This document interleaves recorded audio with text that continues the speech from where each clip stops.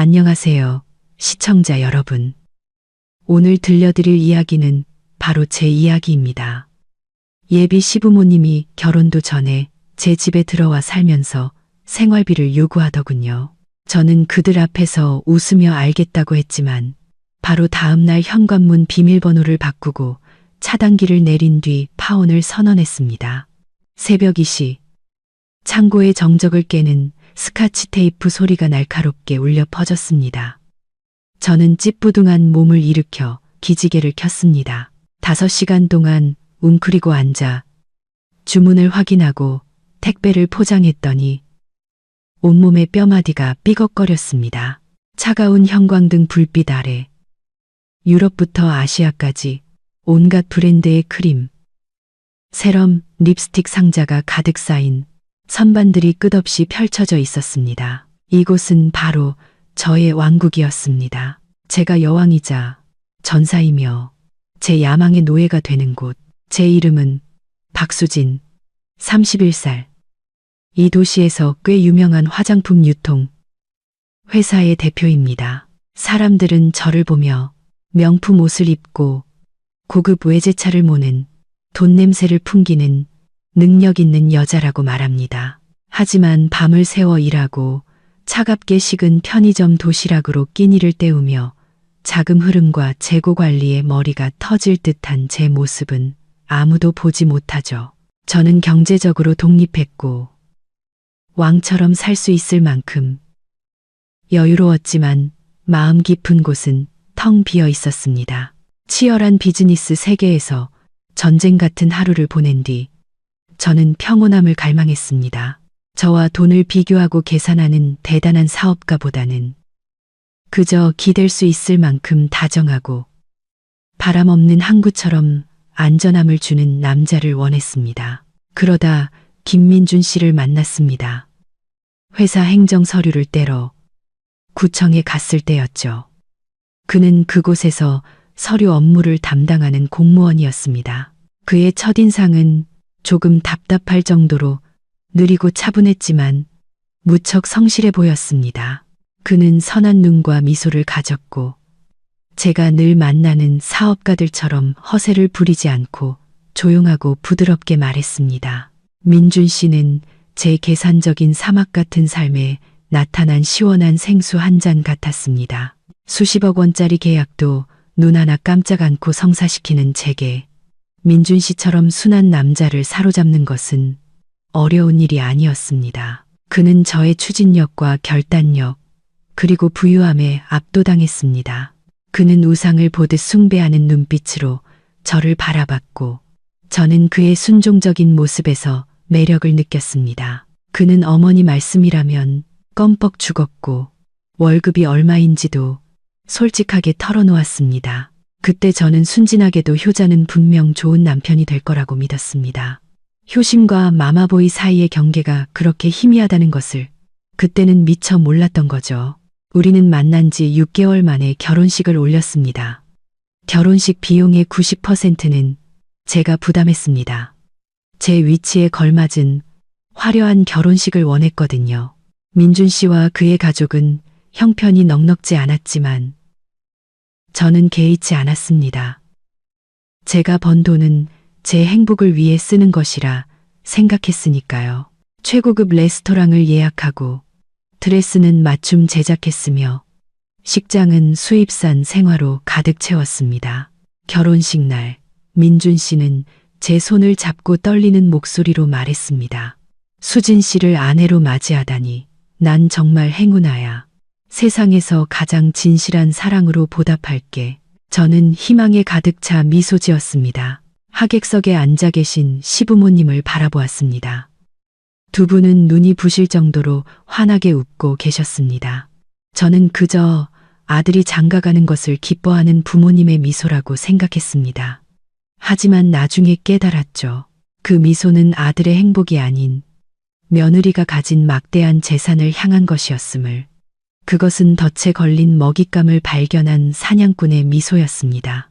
우리의 신혼여행은 제가 꿈꾸던 호화로운 유럽 여행이 아니었습니다.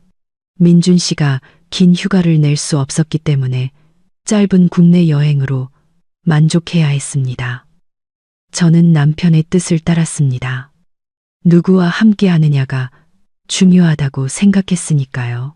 여행 내내 민준 씨는 저를 살뜰히 챙겨주었습니다. 새우를 까서 제 입에 넣어주고 산책할 때는 제 가방을 들어주었습니다.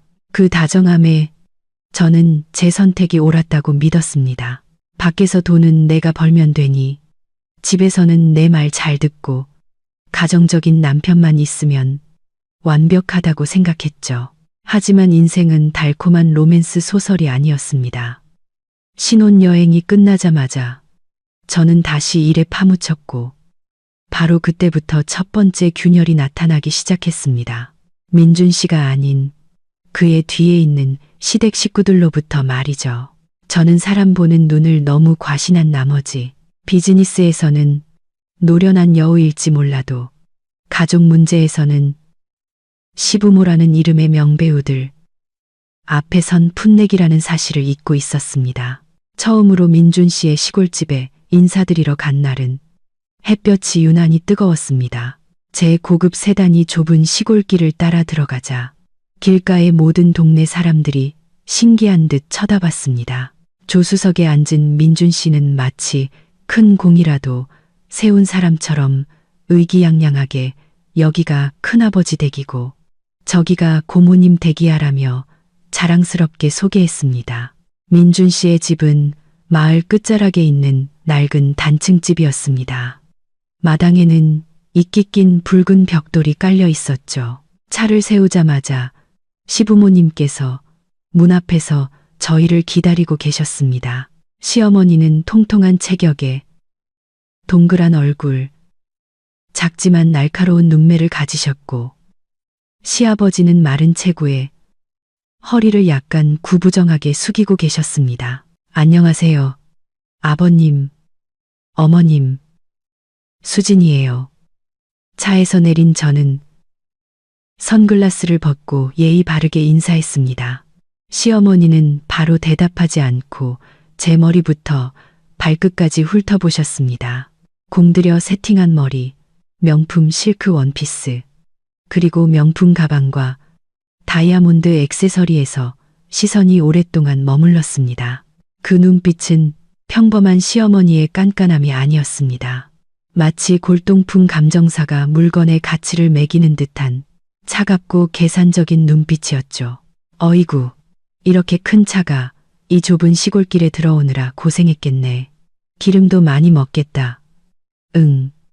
시어머니는 제 차 보닛을 손으로 탁탁 치며 말했습니다. 감탄하는 듯한 목소리였지만 속을 떠보는 의도가 다분했습니다. 아니에요, 어머님. 그냥 보통 차예요. 운전은 익숙해서 괜찮아요. 저는 상냥하게 대답하며 트렁크에서 선물을 꺼냈습니다. 홍삼, 고급 양주, 그리고 두 분 용돈으로 쓰시라고 두둑한 현금 봉투까지 아주 세심하게 준비했습니다. 집안은 다소 답답한 분위기였습니다. 상다리가 휘어지게 백숙과 각종 전을 차려주셨지만 수저를 들기도 전에 시어머니의 취조가 시작되었습니다. 얘야, 민준이한테 듣자니 화장품 사업을 한다면서 요즘 같은 세상에 장사하는 게 최고지. 우리 민준이처럼 월급쟁이 해서야 어느 세월에 고개 들고 살겠니? 시어머니는 제게 닭다리를 하나 건네주셨지만 그 말에는 뼈가 있었습니다. 네, 그냥 작게 하고 있어요. 저는 겸손하게 대답했습니다. 작긴 뭐가 작아. 수억 원짜리 차를 끌고 다니면서 시아버지가 걸걸한 목소리로 끼어드셨습니다. 그래서 한 달에 이것저것 다 떼고 순수하게 남는 게 얼마나 되냐. 몇 천만 원은 되니? 저는 순간 멈칫했습니다. 그릇에 담긴 닭고기가 갑자기 맛없게 느껴졌습니다. 첫 만남에 이렇게 노골적으로 수입을 물어볼 줄은 상상도 못했습니다. 비즈니스 세계에서는 절대적인 금기 사항이었지만 두 분의 기대에 찬 표정을 보니 순수한 궁금증이 아니라는 것을 알 수 있었습니다. 수입은 매달 달라요. 아버님, 사업이라는 게 그렇잖아요. 잘 될 때도 있고 안 될 때도 있고 생각하시는 것처럼 편하지만은 않아요. 저는 능숙하게 화제를 돌렸습니다. 시어머니는 믿기지 않는다는 듯 입을 삐죽였습니다. 어이구, 겸손하기는. 나는 내 관상만 봐도 돈복이 있는 사람인 줄 알겠다. 나중에 결혼하면 우리 민준이가 순하고 세상 물정 모르니 집안 경제는 내가 다 책임져야 한다. 식사 내내 대화는 서울의 아파트 시세, 현재 금값, 그리고 제가 사는 집이 몇 평인지, 대로변에 있는지 같은 질문들 뿐이었습니다. 저희 가족이나 제 건강, 취미에 대한 질문은 단 한마디도 없었습니다. 그들은 제가 누구인지에는 관심이 없었고, 오직 제가 무엇을 가졌는지만 궁금해했습니다. 민준 씨는 옆에서 고개를 숙이고 밥만 먹다가 가끔 엄마, 자꾸 그렇게 물어보시면 수진 씨 부담스러워요. 제 아내 능력 좋은 거 아시면서라며 어색하게 웃을 뿐이었습니다. 저는 민준 씨를 보며 희미한 실망감을 느꼈습니다. 그는 부모님의 무례함을 정말 모르는 걸까? 아니면 애써 외면하는 걸까? 하지만 그때는 안정적인 가정을 꾸리고 싶은 마음이 더 컸습니다. 시골 어르신들이라 순박해서 표현이 서툰 것뿐이라고, 나중에 따로 살면서 잘해드리면 괜찮을 거라고 스스로를 위로했습니다. 식사가 끝나고 저는 설거지를 하겠다며 부엌으로 갔습니다. 시어머니는 손사래를 치며 말했습니다. 아이고, 됐다. 넌 가서 아버님이랑 과일이나 먹어. 이런 건 내가 할게. 너처럼 예쁜 손에 물 묻혀서 손톱 망가지면 어떡하니? 저는 정말로 저를 아껴주시는 줄 알았습니다. 하지만 화장실에 가려고 부엌 창문 옆을 지나가다 우물가에서 기웃거리던 이웃집 아주머니에게 하는 시어머니의 목소리를 똑똑히 들었습니다. 서울 며느리야. 돈이 썩어 넘친다나 봐. 우리 민준이가 제대로 로또 맞았지. 이제 우리 집안이 다 덕 좀 보게 생겼어. 제가 타고 온 차 한 대가 우리 전 재산보다 비싸다니까. 저는 그 자리에 얼어붙었습니다. 로또? 아들이 저와 결혼하는 것을 대박 터진 사업으로 생각하시는 건가? 등골이 오싹해졌습니다. 저는 이 낡은 집의 외관처럼 순박하지 않은 가정에 발을 들이고 있다는 것을 깨달았습니다. 그들의 탐욕은 순수함으로 가려지지 않고 말 한마디, 눈빛 하나에 적나라하게 드러나고 있었습니다. 서울로 돌아오는 길, 민준 씨가 물었습니다. 우리 부모님 어땠어? 두 분 다 너 엄청 마음에 들어 하시던데. 저는 핸들을 꽉 잡고 앞만 보며 짧게 대답했습니다. 두 분 다 우리 경제 상황에 관심이 정말 많으시더라. 민준 씨는 천진난만하게 웃었습니다. 부모님이 자식 걱정해서 그러시는 거지. 뭘, 자식을 걱정하는 걸까? 아니면 며느리의 지갑을 걱정하는 걸까? 저는 그 말을 뱉지는 않았지만 머릿속에서는 이미 경고음이 울리기 시작했습니다. 너무 늦기 전에 제 자신을 지킬 계획을 세워야 했습니다. 시골집 방문 이후 저는 더 이상 감정에 이끌려 이성적인 판단을 흐리면 안 되겠다고 결심했습니다. 저는 사업가입니다. 파트너가 불투명한 신호를 보낼 때 투자하는 것이 얼마나 위험한지 잘 알고 있습니다. 이 결혼 역시 제 인생의 가장 큰 프로젝트였습니다. 결혼식을 일주일 앞두고 저는 민준 씨를 단골 카페로 불렀습니다. 그리고 얇은 서류철 하나를 테이블 위에 올려놓았습니다. 이게 뭐야? 수진아. 민준 씨가 놀라 물었습니다. 혼전 계약서야. 저는 그의 눈을 똑바로 쳐다보며 단호하게 말했습니다. 혼인 신고하기 전에 여기에 서명했으면 좋겠어. 민준 씨의 얼굴이 굳어졌습니다. 그는 서류를 대충 훑어보더니 상처받은 눈빛으로 저를 쳐다봤습니다. 수진아, 나 못 믿어.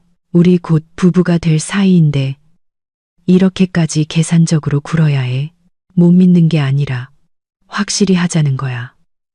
저는 침착하지만 단호한 목소리를 유지했습니다. 결혼 전에 내가 이룬 재산은 수년간 내가 피땀 흘려 번 돈이야. 가게, 창고, 아파트, 차, 전부 내 사업을 유지하기 위한 자본이야. 나는 안심하고 사업에 집중하고 싶어. 오빠도 비즈니스 세계가 얼마나 냉정한지 알잖아. 만약 오빠가 나라는 사람을 사랑하는 거라면 이 종이 한 장은 아무 의미도 없을 거야. 민준 씨는 한동안 말이 없었습니다. 그는 원래 논쟁에 약했고 법이나 재무에 대한 지식은 더더욱 없었습니다. 그저 남자로서의 자존심에 상처를 입었을 뿐이죠. 하지만 부모님께서 이 사실을 아시면 무척 서운해하실 거야. 부모님은 부부란 동고동락하며 모든 것을 함께 해야 한다고 생각하시거든. 민준 씨가 힘없이 반박했습니다.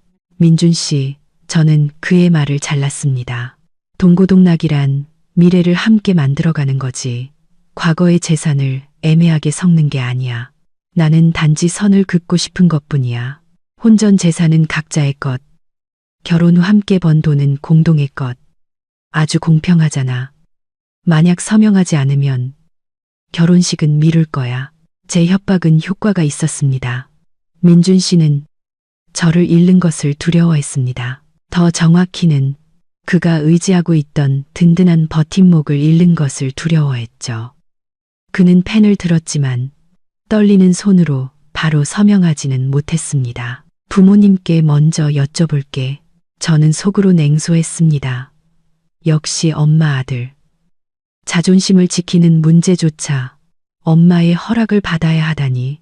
그날 밤 제 전화가 쉴 새 없이 울렸습니다. 시어머니 번호였습니다. 저는 심호흡을 하고 전화를 받았습니다. 여보세요, 어머님. 예, 너 지금 무슨 짓을 하고 있는 거냐? 시어머니의 날카로운 목소리가 스피커를 뚫고 나왔습니다. 결혼식이 코앞인데 민준이한테 이상한 각서에 도장을 찍으라고 해? 너 우리 민준이를 남처럼 대하겠다는 거냐? 우리 집안에 그런 법은 없다. 부부는 일심동체야. 그렇게 하나하나 계산할 거면 누구랑 살겠니? 저는 시어머니가 화를 다 쏟아낼 때까지 조용히 기다렸다가 차분하게 대답했습니다. 어머님 진정하시고 제 말씀 좀 들어보세요. 저는 사업을 하는 사람이라 자금 유동성도 크고 은행 대출도 많아요.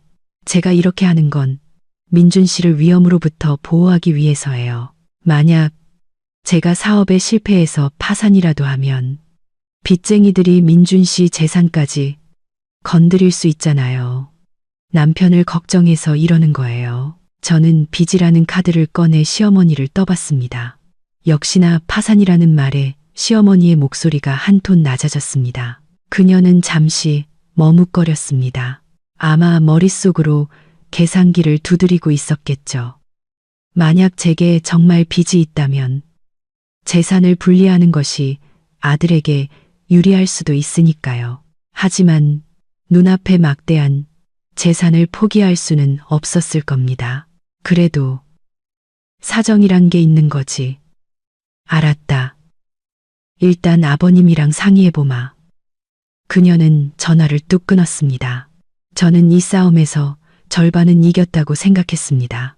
3일 후 민준 씨가 서명된 계약서를 들고 저를 찾아왔습니다. 얼굴에는 수심이 가득했죠.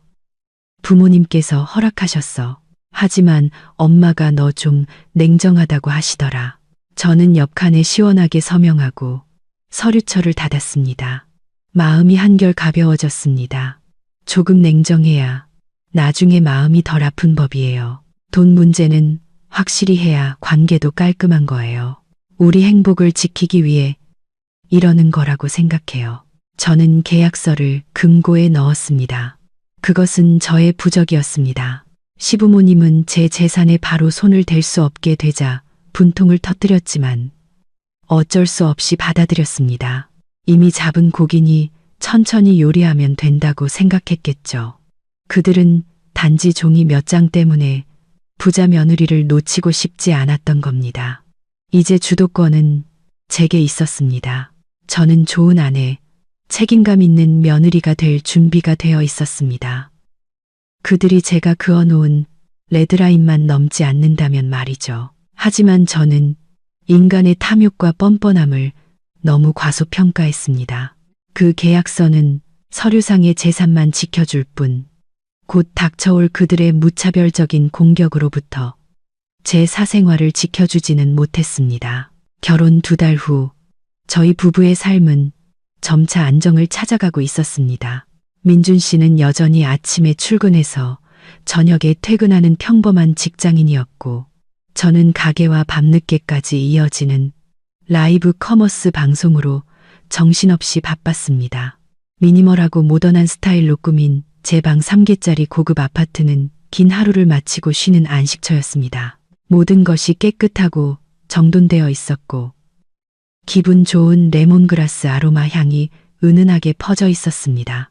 어느 화창한 일요일 아침, 저와 민준 씨가 늦잠을 자고 있는데 초인종이 요란하게 울렸습니다. 한두 번 누르는 예의 있는 소리가 아니라 마치 빛 독촉이라도 하듯 쾅쾅 문을 두드리는 소리와 함께 쉴 새 없이 울려댔습니다. 저는 깜짝 놀라 시계를 보니 이제 겨우 아침 7시였습니다.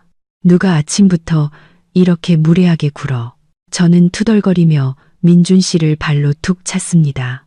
오빠가 나가서 좀 봐. 민준 씨가 비몽사몽간에 일어나 문을 열자마자 소리쳤습니다. 엄마, 아빠, 어떻게 오셨어요? 연락도 없이. 저는 그 소리에 잠이 확 깨서 급하게 실크 가운을 걸치고 거실로 나갔습니다. 제 눈앞에는 끔찍한 광경이 펼쳐져 있었습니다. 시부모님께서 현관을 꽉 막고 서 계셨는데 두 분만 오신 게 아니었습니다. 주위에는 온갖 짐들이 널브러져 있었습니다. 터질 듯이 빵빵한 이민 가방 2개, 테이프로 칭칭 감은 스티로폼 박스 몇 개, 그리고 푸른 바나나 한 송이. 가장 끔찍한 것은 살아있는 닭 3마리가 꼬꼬댁거리며 들어있는 닭장이었습니다. 역한 냄새가 제 코를 찔렀습니다. 아버님, 어머님, 놀러 오셨어요. 저는 울렁이는 속을 애써 진정시키며 억지 미소를 지었습니다. 시어머니는 이마에 땀을 훔치며 신발도 벗지 않은 채 제 반짝이는 대리석 바닥을 성큼성큼 걸어 들어왔습니다. 바닥에는 흙발자국이 선명하게 남았습니다. 그녀는 크림색 가죽 소파에 가방을 털썩 내려놓으며 헐떡였습니다. 놀러 오긴 무슨. 집이 불타게 생겼는데 시아버지는 가방에서 담뱃대를 꺼내 거실에서 바로 피우려고 했습니다. 민준 씨가 기겁하며 말렸습니다. 아버지, 아파트는 화재 경보기가 있어서 안 돼요. 여기서 담배 피우시면 큰일 나요. 시아버지는 혀를 차며 유리 테이블 위에 담뱃대를 탁 소리 나게 내려놓았습니다. 에이, 아들 집에서 담배 하나 못 피우냐. 뭘 그렇게 유난을 떨어. 저는 엉망진창이 된 거실을 보며 간신히 평정심을 유지했습니다. 무슨 일이신데 이렇게 짐을 많이 가지고 오셨어요? 미리 연락이라도 주시지 그러셨어요. 그제야 시어머니는 비련의 여주인공 같은 표정을 지으며 눈물을 글썽였습니다. 얼마 전에 군청에서 공문이 왔는데 우리 집이 고속도로 건설 계획 부지에 포함됐다는 거야. 듣자 하니 국가 중점 사업이라 곧바로 강제 철거에 들어간다는데 우리 집은 서류가 좀 미비해서 보상도 못 받고 쫓겨나게 생겼어. 그래서 일단 피신 온 거야. 아버지가 아는 사람 통해서 서류 문제 해결할 때까지 말이야. 이러다 갑자기 들이닥쳐서 집을 봉쇄하면 큰일 아니냐. 저는 미간을 찌푸렸습니다. 재개발. 보통 그런 대규모 프로젝트는 주민 공청회, 보상 협의 등 최소 1년은 걸리는 일입니다. 갑자기 하루아침에 쫓겨난다는 게 말이 되나? 그렇게 갑자기요. 보상금이나 이주 대책은 어떻게 됐대요? 저는 핵심을 찔렀습니다. 시어머니는 손사래를 치며 눈을 이리저리 굴렸습니다. 어휴, 시골 공무원들이 다 그렇지. 일단 나가라고 윽박 지르고 돈은 나중에 준대. 지금 버티다가 포크레인에 깔려 죽으면 어떡하냐. 그래서 일단 너희한테 온 거야. 너희도 보고 당분간 신세도 좀 지고 보상금 받으면 다른 집 알아볼 때까지 말이다. 너희 집 이렇게 넓은데 방 2개 비어 있으니 우리가 좀 써도 괜찮지. 그녀의 질문은 거절할 기회조차 주지 않는 통보였습니다. 옆에 서 있던 민준 씨는 어쩔 줄 몰라 하다가 제게 애원하는 눈빛을 보냈습니다. 수진아, 상황이 너무 급해서 그래. 부모님 갈 데도 없으시잖아. 우리가 자식된 도리로. 저는 바닥에 똥을 싸고 있는 닭 3마리와 테이블에 다리를 척 올린 시아버지와 제 크리스탈 찻잔 세트를 만지작거리는 시어머니를 번갈아 보았습니다. 불길한 예감이 온몸을 감쌌습니다. 이 모든 상황이 너무 갑작스럽고 비논리적이었습니다. 하지만 실연의 피해자 연기를 하는 시부모님을 당장 내쫓을 수는 없었습니다. 네, 상황이 급하시다니 일단 여기 계세요. 그런데 아파트는 규정이 엄격해서 닭은 키울 수 없어요. 민준 씨가 이따 관리사무소에 맡기거나 처리해야 할 거예요. 안 그러면 벌금 나와요. 저는 한 발 물러섰지만 원칙은 분명히 했습니다. 어이구, 며느님 까다롭기는. 너희 몸보신 시켜주려고 시골에서 잡아온 토종닭인데. 시어머니는 입을 삐죽이면서도 시아버지에게 닭장을 베란다로 옮기라는 눈짓을 했습니다. 그날 이후 저의 고급 아파트는 공식적으로 점령당했습니다. 레몬그라스 향은 사라지고 그 자리를 담배 냄새와 마늘 볶는 냄새, 그리고 혼란의 냄새가 채웠습니다. 저는 거실 한쪽에 쌓인 짐 더미를 보며 한숨을 쉬었습니다. 보상금을 기다리는 시간은 결코 짧지 않을 것이며 제 평화로운 삶은 이 순간을 기점으로 끝났다는 예감이 들었습니다. 시댁 식구들의 막장 드라마는 이제 막 1막을 올렸을 뿐이었습니다. 그리고 저는 원치 않는 관객이자 메인 스폰서로서 상상도 못할 계략들에 맞서야 했습니다. 시부모님이 이사온 첫 이틀은 정말 울지도 웃지도 못할 상황의 연속이었습니다.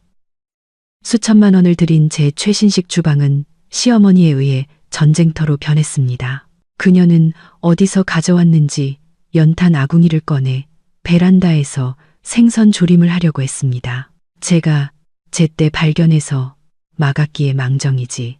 하마터면 연기 때문에 화재 경보기가 울려 아파트 전체가 발칵 뒤집힐 뻔했습니다.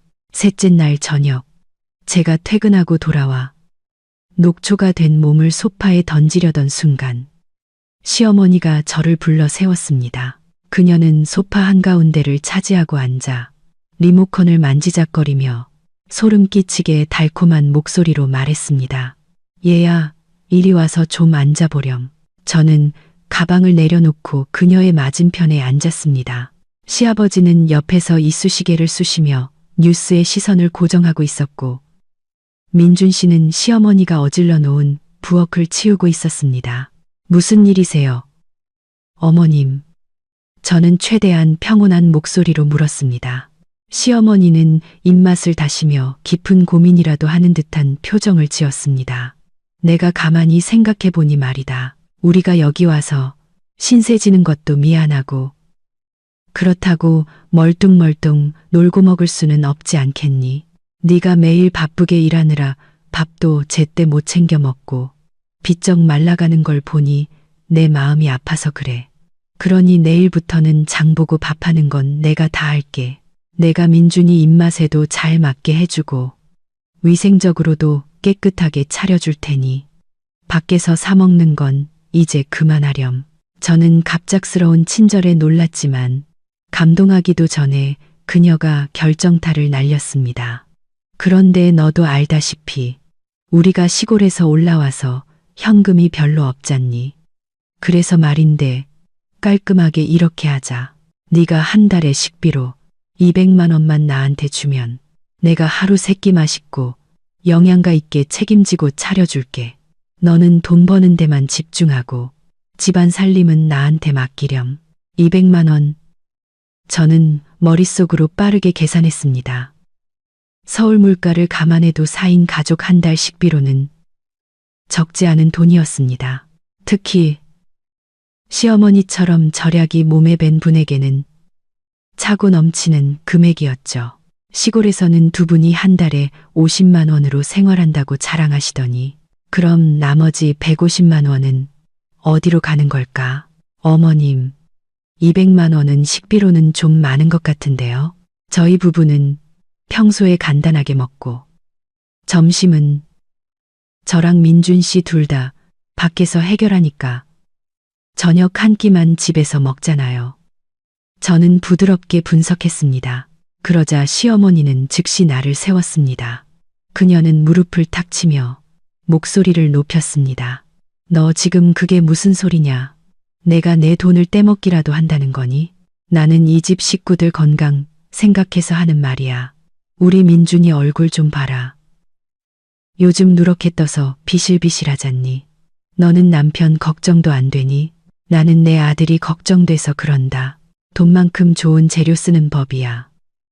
시골에서 직접 공수해온 유기농 식재료는 값이 달라. 200만 원도 사실 내 돈 보태야 하는 판이야. 시어머니의 큰 소리에 민준 씨가 부엌에서 달려나왔습니다. 엄마, 수진이가 그런 뜻으로 말한 게 아니잖아요. 엄마가 힘들게 장 보러 다니실까봐 걱정돼서 그런 거예요. 그는 제게 눈을 찡긋하며 참으라는 신호를 보냈습니다. 저는 남편의 성격을 잘 알았습니다. 그는 늘 좋은 게 좋은 거라 생각했고 무엇보다 어머니의 말씀을 거역할 용기가 없었습니다. 저는 제 대답을 기다리는 두 얼굴을 보았습니다. 한쪽은 애정을 가장한 뻔뻔한 탐욕, 다른 한쪽은 애처로운 무능함이었습니다. 저는 한숨을 쉬며 탐색전을 펼치기로 했습니다. 네, 어머님께서 저희를 도와주시겠다는 마음이 그러시다면 따를게요. 200만 원 드릴게요. 아버님, 어머님, 그리고 민준 씨가 맛있게 식사하실 수만 있다면요. 그런데 제가 사업상 현금은 잘 안 가지고 다녀서요. 매달 초에 어머님 계좌로 보내드려도 될까요? 시어머니의 눈이 자동차 헤드라이트처럼 번쩍 빛났습니다. 그녀는 눈을 가늘게 뜨고 웃으며 방금 전의 분노는 온데간데 없이 사라졌습니다. 그래, 그래야 내 착한 며느리지. 현금이든 계좌 이체든 다 좋다. 내가 시골 농협 통장이 있으니 이따 번호 알려주마. 저는 고개를 끄덕이며 속으로 비웃었습니다. 그 200만 원이 그렇게 쉽게 넘어갈 돈이라고 생각하시나? 제가 그 돈을 주기로 한 것은 어리석어서가 아니라 그 돈으로 시어머니가 얼마나 오랫동안 맛있고 영양가 있는 식사를 차려내는지 지켜보기 위해서였습니다. 이건 일종의 연극 관람료이자 제가 조용히 모으고 있는 증거였습니다. 다음 날 아침, 출근하기 전에 저는 컴퓨터 앞에 앉아 빠르게 문서를 작성했습니다. 이른 아침의 정적 속에서 키보드 소리가 규칙적으로 울려 퍼졌습니다. 저는 사업가입니다. 바람처럼 사라지는 말보다 흰 종이에 검은 글씨로 남는 증거를 더 믿습니다. 특히 시부모님처럼 신뢰할 수 없는 파트너와는 더더욱요. 제가 작성한 문서의 제목은 임시 거주 합의서였습니다. 내용은 언뜻 보기에 간단했습니다. 생활시간 준수, 공동공간, 청결 유지, 이웃에게 소음 피해주지 않기 같은 일반적인 규칙들이었죠. 하지만 진짜 덫은 제1조 조항에 있었습니다. 을기명철, 이말숙은 갑박수진의 주택에 임시 거주하는 사유가 시골 자택의 재개발 보상 절차, 대기 때문임을 확약하며 이 정보가 명백한 사실임을 보증한다. 만약 해당 사유가 허위로 밝혀질 경우 을은 모든 책임을 지고 즉시 본 주택에서 퇴거해야 한다. 저는 문서를 두부 출력해서 깔끔한 파일에 끼웠습니다. 그날 저녁 시어머니가 자랑한 유기농 두부조림과 시금치국으로 차려진 200만 원짜리 첫 저녁 식사 후에 저는 서류철을 테이블 위에 올려놓았습니다. 아버님, 어머님, 드릴 말씀이 있어요. 저는 진지하고 공손한 말투로 입을 열었습니다. 시아버지가 이쑤시개를 쑤시며 눈썹을 치켜떴습니다. 무슨 얘기냐? 또 돈 얘기냐? 아니에요. 요즘 저희 아파트에서 외부인 거주 관리를 엄청 까다롭게 하더라고요. 3일 이상 머무는 외부인은 임시 거주 등록을 하고 사유를 명확히 밝혀야 한대요. 그리고 제가 사업을 하다 보니 가끔 세무서나 시장 관리팀에서 불시에 점검을 나오는데 집에 모르는 사람이 있으면 이것저것 물어봐서 귀찮아질 수 있거든요.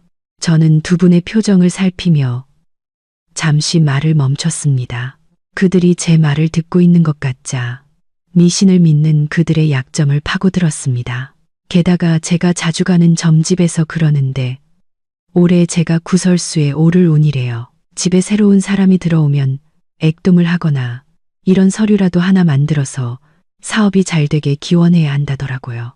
그래서 그냥 형식적으로 만든 서류인데 아버님 어머님께서 서명 좀 해주시면 제가 관리사무소에도 내고 가게 재물신께도 올려서 마음 편하게 사업할 수 있을 것 같아요. 시어머니가 종이를 들고 눈을 가늘게 뜨고 읽었습니다. 그녀는 글을 많이 아는 편이 아니어서 쓰레기 무단 투기 금지, 밤 10시 이후 소음 금지 같은 시시한 규칙 몇 줄을 읽고는 비웃었습니다. 아들 집에 와서 사는 건데 꼭 세입자처럼 구네. 별걸 다 서명하라고 하고 이거 서명하면 네 사업이 잘 풀리긴 하는 거냐? 네, 어머님. 이건 일종의 행정 절차 겸 부적 같은 거예요. 중요한 건 여기 거주 사유를 약속하는 부분이에요. 아버님, 어머님이 정말 어려운 상황이라 제가 돕는다는 걸 신께서 아셔야 저희 집에 복이 들어온대요. 저는 눈 하나 깜짝 않고 거짓말을 했습니다. 복.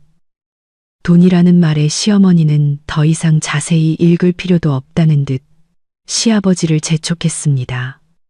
여보, 그냥 사인해줘요. 얘가 마음 편하게 사업한다는데 우리가 여기서 책이는 짓 하는 것도 아니고 무서울 게 뭐 있어. 시아버지는 혀를 차며 제가 가리키는 곳에 이름을 휘갈겼습니다. 시어머니도 삐뚤빼뚤한 글씨로 따라 서명했습니다. 민준 씨는 옆에서 좀 이상하다고 생각했지만 부모님께서 흔쾌히 동의하시니 아무 말도 하지 못했습니다. 저는 서명을 꼼꼼히 확인하고 환하게 웃었습니다. 감사합니다. 아버님, 어머님, 이제 마음이 놓이네요. 내일부터는 편하게 지내세요. 관리사무소에도 제가 잘 말씀드려 놓을게요. 저는 그 서류를 파일에 소중히 보관했습니다. 속으로 쾌재를 불렀습니다. 펜은 칼보다 강하다. 이 서류 한 장으로 저는 가장 중요한 법적 증거를 확보했습니다. 만약 나중에 재개발 사건의 진실이 밝혀지면 두 분은 발뺌할 수 없을 겁니다. 저는 무자비한 사람이 아니라 단지 미래를 대비하는 사람일 뿐입니다. 그리고 이 체스 게임에서 저는 백을 잡고 한 수 앞서 나가고 있었습니다. 승리의 기쁨도 잠시, 저는 끔찍한 현실에 직면해야 했습니다. 저의 영토가 무자비하게 침범당하고 있었습니다. 저는 가벼운 결벽증과 정리벽이 있었습니다. 집안의 모든 물건은 제자리가 있었죠. 실내화는 나란히 정렬되어야 했고 욕실의 샴푸통은 상표가 앞으로 보이게 놓여야 했습니다. 소파 쿠션도 제자리에 있어야 했죠. 하지만 시부모님이 나타난 후 그 모든 규칙은 무너졌습니다. 매일 퇴근하고 집에 오면 제 눈에 들어오는 것은 혼돈 그 자체였습니다. 현관에는 신발이 아무렇게나 벗어 던져져 있었고 쓰레기통이 바로 옆에 있는데도 바닥에는 해바라기 씨 껍질과 과일 껍질이 널려 있었습니다. 제 비싼 가죽 소파는 이제 파스 냄새에 절어 있었고 시아버지가 맨발로 다리를 올리는 바람에 누런 얼룩이 생겼습니다. 하지만 저를 가장 화나게 한 것은 거실의 지저분함이 아니라 제 사적인 공간에 대한 침범이었습니다. 어느 날 저녁, 저는 하루의 피로를 풀기 위해 욕실에서 화장을 지우고 스킨케어를 하려 했습니다. 그런데 어제 막 개봉한 프랑스산 고급 영양 크림을 집으려던 순간 저는 얼어붙었습니다. 크림 뚜껑은 비뚤게 닫혀 있었고 기름 묻은 지문 자국이 가득했습니다. 하얀 크림은 마치 누가 손가락으로 거칠게 파낸 것처럼 흉하게 파여 있었습니다. 머리에 피가 쏠리는 기분이었습니다. 저는 크림통을 들고 거실로 달려나갔습니다. 시어머니는 드라마를 보며 갈라진 발 뒤꿈치에 무언가를 열심히 바르고 있었습니다. 어머님, 혹시 이 크림 쓰셨어요? 저는 분노를 억누르며 떨리는 목소리로 물었습니다. 시어머니는 고개를 들고 태연하게 대답했습니다. 아, 응. 아까 씻고 나오니 발 뒤꿈치가 너무 건조해서 말이야. 욕실에 있길래 좀 발랐다. 근데 내 크림 좋더라. 바르자마자 부드러워지던데. 저는 할 말을 잃었습니다. 24K 순금 성분이 함유된 50만 원짜리 얼굴용 영양크림을 갈라진 발 뒤꿈치에 바르다니. 그것도 더러운 손으로 푹 파서 크림 전체를 오염시키다니. 어머님, 이건 얼굴에 바르는 아주 비싼 크림이에요. 그렇게 바르시면 크림이 오염돼서 못 쓰게 돼요. 시어머니는 경멸하는 표정으로 입을 삐죽였습니다. 어이구, 요만한 크림통 하나 가지고 금은보화처럼 구네. 내가 조금 썼다고 그렇게 아깝냐? 너는 창고에 화장품이 썩어 넘치면서 시어미한테 크림 좀 쓴 거 가지고 템템하게 구는 거 아니다. 찝찝한 게 아니라 개인 물건에 대한 존중 문제예요. 어머님, 필요하시면 말씀을 하시지. 왜 허락도 없이 마음대로 쓰세요. 저는 더 이상 참지 못하고 소리쳤습니다. 시아버지가 시끄럽다는 듯 소리쳤습니다. 시끄럽다. 크림 하나 가지고 고부 갈등 일으키지 마라. 제가 쓰지 말라면 쓰지 마, 여보. 서울 것들은 유난스러워서 우리 같은 시골 늙은이들이 만지면 더러워진다고 생각하나 보지. 시아버지의 말은 제 편을 드는 척하면서 저를 비꼬는 말이었습니다. 민준 씨도 막 씻고 나오다가 험악한 분위기를 보고는 또다시 회피했습니다. 수진아, 참아. 엄마가 비싼 건 줄 모르고 실수로 그러신 거잖아. 다른 거 쓰면 되지. 뭘 그렇게 화를 내. 저는 그 세 사람을 보며 무력감을 느꼈습니다. 그들은 사생활의 경계라는 것을 전혀 이해하지 못하거나 일부러 무시하고 있었습니다.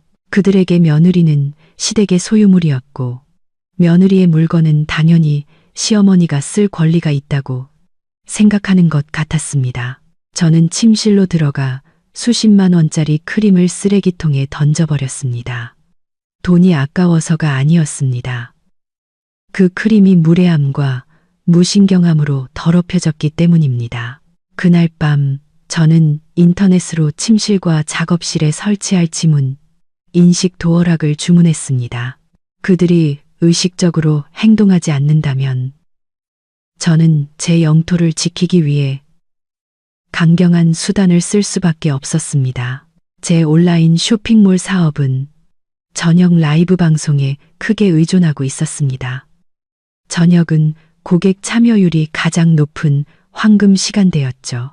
저는 작업실 한쪽에 링라이트와 전문적인 배경, 그리고 비교적 괜찮은 방음 시스템까지 갖추고 있었습니다. 하지만 그 비교적 괜찮은 방음 시스템은 시아버지의 우렁찬 목소리를 막아내지 못했습니다.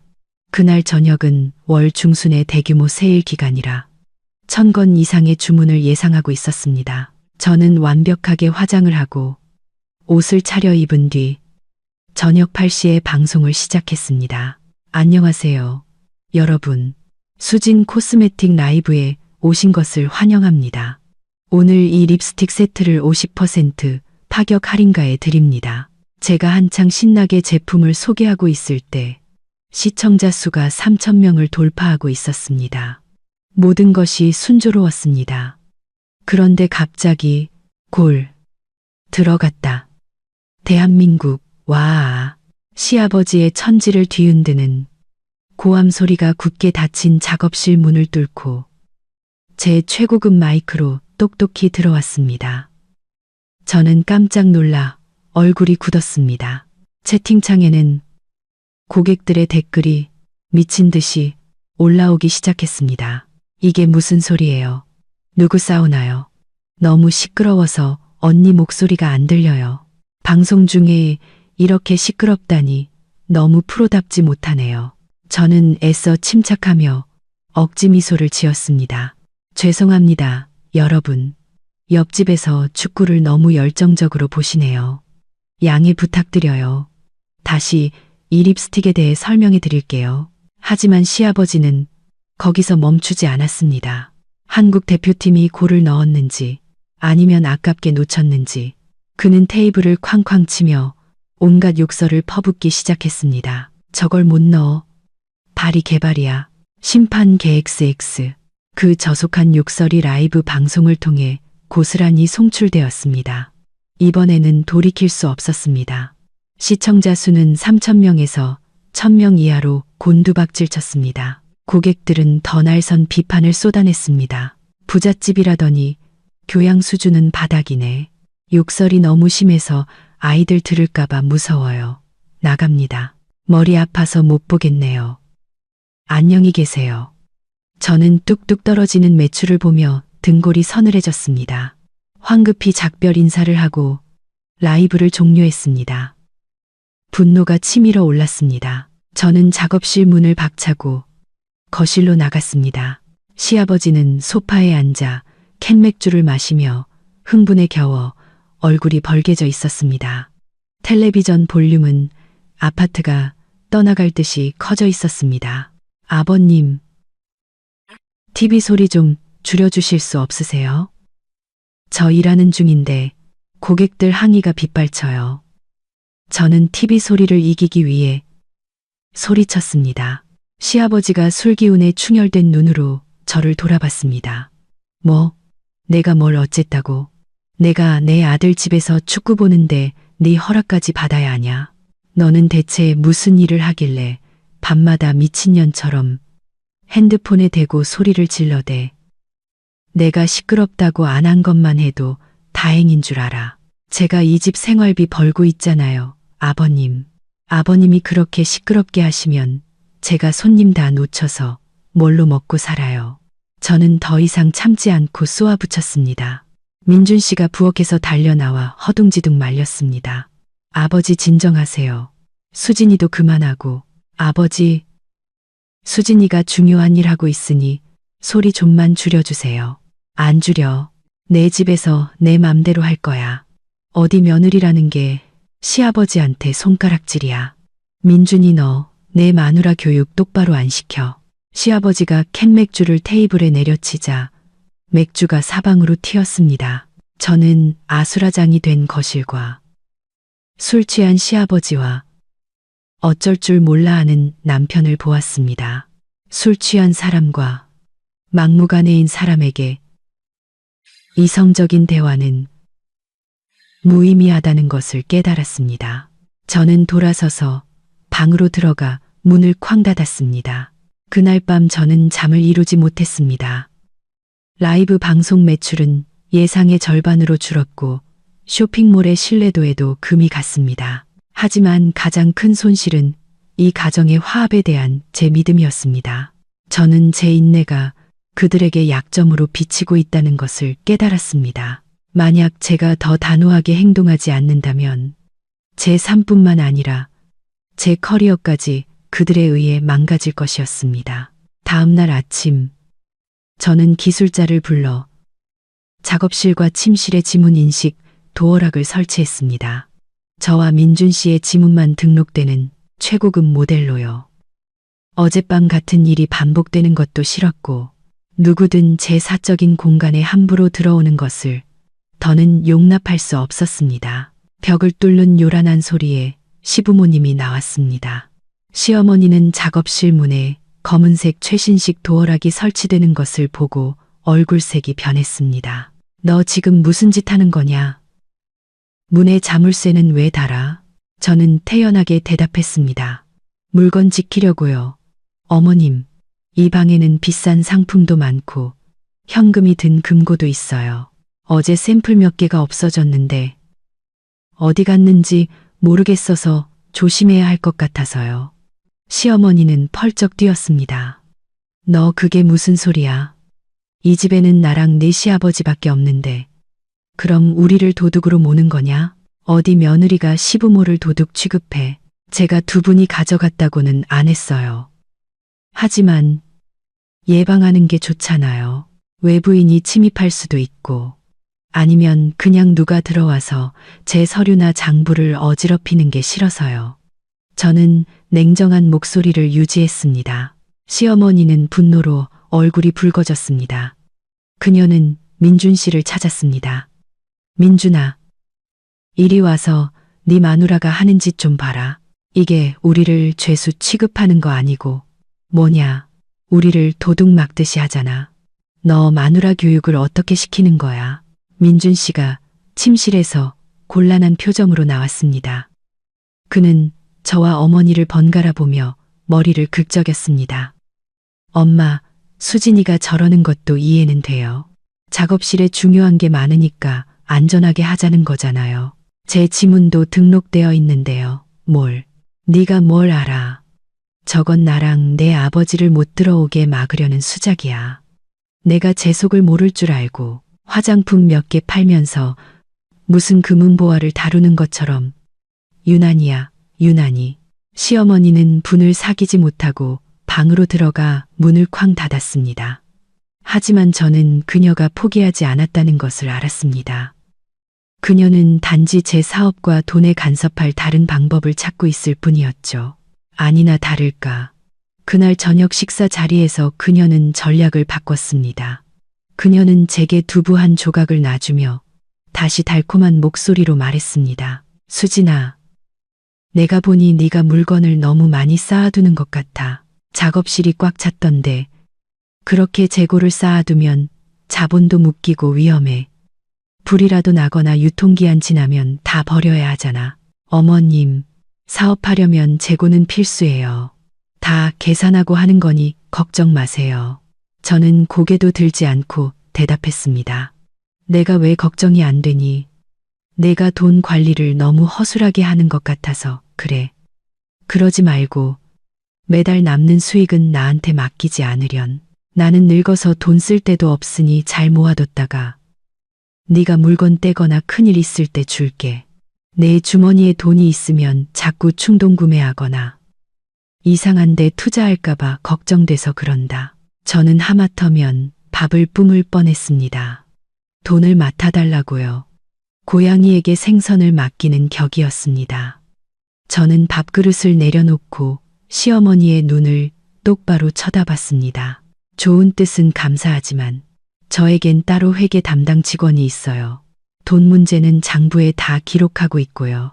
그리고 제 돈은 계속 자본금으로 돌려야 해서 어머님께 맡기면 필요할 때 다시 받기 번거로워요. 어머님께서는 식사만 잘 챙겨주시면 그게 저를 도와주시는 거예요. 시어머니의 얼굴이 굳어졌습니다. 제가 만만치 않은 상대라는 것을 깨달았겠죠.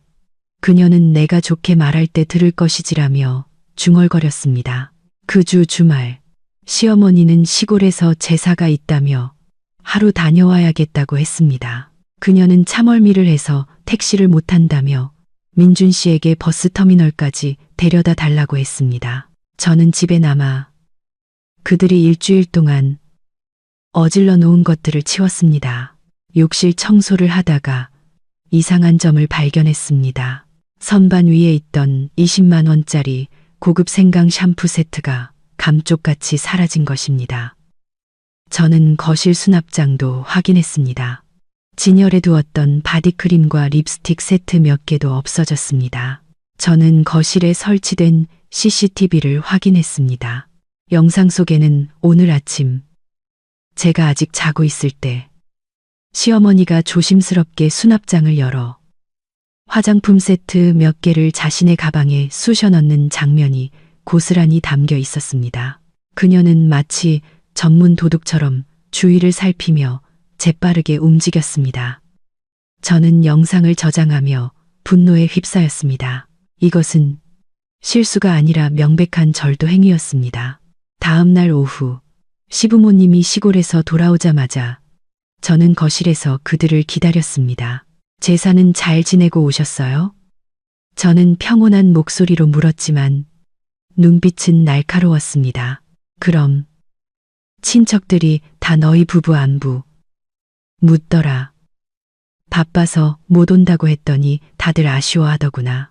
시어머니는 활짝 웃으며 옥수수 몇 개가 든 꾸러미를 테이블 위에 올려놓았습니다. 그래요? 그럼 친척분들께서 어머님이 주신 선물 좋아하시던가요? 저는 그녀의 가방을 뚫어져라 쳐다보며 물었습니다. 시어머니는 움찔하며 미소를 거두었습니다. 선물? 무슨 선물? 그 생강 샴푸 세트랑 립스틱, 바디크림 세트요. 어제 아침에 어머님이 챙겨가시는 걸 봤는데 친척분들께 선물로 드리신 거 아니에요? 시어머니는 더 이상 발뺌할 수 없다는 것을 깨닫자 얼굴이 붉어지더니 이내 뻔뻔한 태도로 돌변했습니다. 아, 응. 그거 친척들 주려고 좀 가져갔다. 시골 사람들이 언제 그런 고급 화장품 써보겠니? 내 창고에 썩어 넘치는데 그냥 두기 아까워서 내가 며느리 체면 좀 세워주려고 선물로 돌렸지. 수천 개씩 파는 애가 고작 몇 개 가지고 뭘 그러냐. 어머님, 그 고작 몇 개가 거의 100만 원어치예요. 그건 가게 재산이고 제가 정식으로 세금 내고 수입한 제품들이에요. 저한테 말 한마디 없이 가져가시는 건 사업에서는 손실이라고 하고 가정에서는 서로에 대한 존중이 없다고 하는 거예요. 뭐, 너 지금 내가 도둑질이라도 했다는 거냐? 시어머니가 소리치며 벌떡 일어섰습니다. 내가 남의 것을 훔쳤어? 내 아들 것을 쓴 거지. 어디 며느리가 시어머니한테 돈 한 푼까지 따박따박 계산을 해? 이 구두쇠 같은 것. 시아버지도 거들었습니다. 너 정말 너무하는구나. 내 어머니가 네 체면 세워주려고 선물 좀 한 거 가지고 뭘 그렇게 따지고 들어? 민준 씨는 중간에서 괴로운 표정을 지었습니다. 수진아, 엄마가 이미 가져가신 거 어쩔 수 없잖아. 그냥 친척분들께 선물한 셈 치자. 너무 일을 크게 만들지 마. 민준 씨, 이건 돈 문제가 아니라 원칙 문제예요. 저는 남편에게 소리쳤습니다. 어머니가 원하셨으면 제게 말씀하시면 됐어요. 그럼 제가 알아서 좋은 선물로 준비해 드렸을 거예요. 그런데 제 뒤에서 몰래 훔쳐가는 건 다른 문제잖아요.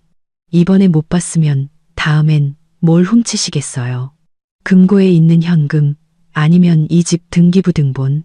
제 말은 시부모님의 뺨을 때리는 것과 같았습니다. 시어머니는 소파에 주저앉아 통곡하며 드러눕기 시작했습니다. 아이고, 내 팔자야. 아들 하나 키워놨더니 며느리 데려와서 애미애비를 도둑으로 모네. 민준아, 너는 내 마누라가 내 부모를 이렇게 모욕하는데도 가만히 보고만 있을 거냐. 집안은 시어머니의 울음소리와 시아버지의 고함으로 아수라장이 되었습니다. 저는 피곤하게 관자놀이를 눌렀습니다. 이 갈등은 더 이상 해결될 수 없다는 것을 알았지만 그들을 바로 내쫓을 수는 없었습니다. 재개발이라는 더 큰 거짓말의 실체를 벗겨내야 했기 때문입니다. 화장품 절도 사건 이후 집안 분위기는 살얼음판 같았습니다. 시부모님은 저와 냉전 상태에 돌입했고 마주칠 때마다 노골적으로 불쾌한 티를 냈습니다.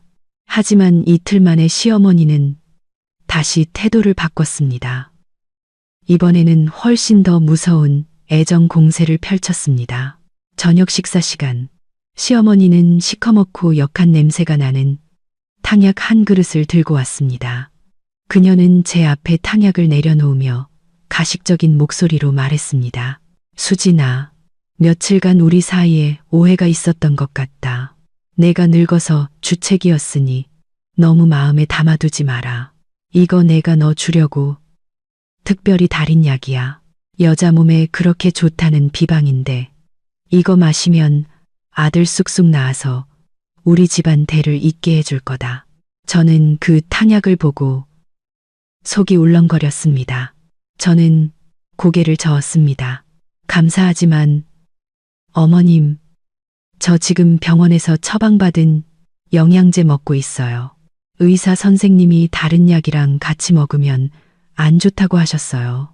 에이, 양의사들이 뭘 알겠니?